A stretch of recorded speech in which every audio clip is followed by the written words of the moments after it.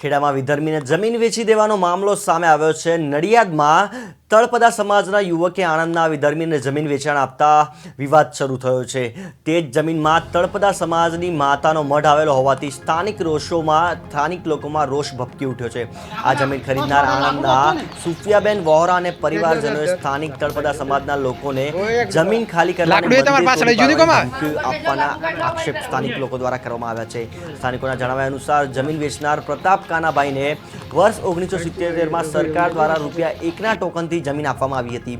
ઉપરાંત આ જમીનનું ક્ષેત્રફળ પ્રોપર્ટી કાર્ડ મુજબ 675 ચોરસ ફૂટ છે, પરંતુ દસ્તાવેજમાં 675 ચોરસ મીટરનો કરવામાં આવ્યો છે, જે ખોટું છે।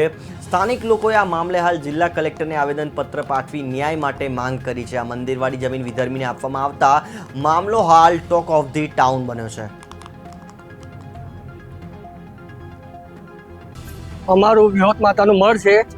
અમારા માતાજીનું એક ઘર છે, એક મારું ઘર છે, પાછળ મકાનો છે। આણંદની વિધમી પત્ની એમનો બાબો સિરાજભાઈ મોહમ્મદભાઈ વોરા એમને એવું કીધું છે કે તમારા મંદિર ઉપર અમે બુલેટિન ફરાવી દઈશું, તમારું મંદિર અમે તોડી કાઢીશું, એટલે અમારે આ પગલું ભરવું પડ્યું।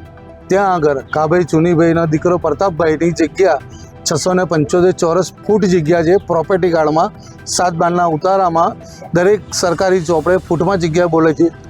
તેમને આણંદની વ્યક્તિને 675 ચોરસ મીટરમાં દસ્તાવેજ કરીને આપેલ છે। એ જગ્યા સુફિયાબાનુને વિધવી યુવકને દેવી પૂજકની વચ્ચેની જગ્યા વિધવી યુવકને વેચેલ છે।